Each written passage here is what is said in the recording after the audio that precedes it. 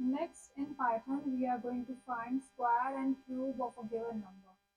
So here we are taking a variable whose name is n.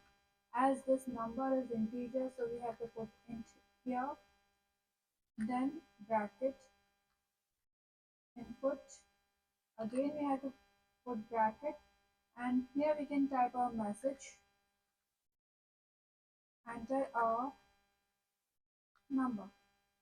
So this is the number whose square and cube we have to find. Then print. Now first of all we are finding square, so here we are writing square equals to, and here we have to put comma. Now our number is n, so here we are doing n asterisk 2.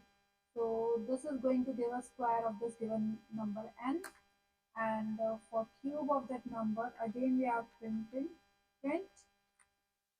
Here we can type a message cube equals to, and again here we have to put comma and asterisk 3.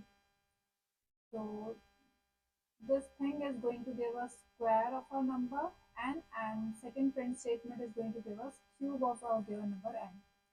So save it and run it. So here we can see that it is asking us a number. Here I am giving number 2.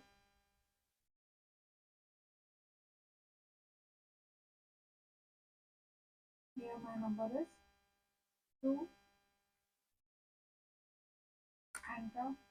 So it is saying square of a number is equal to 4 and cube is 8.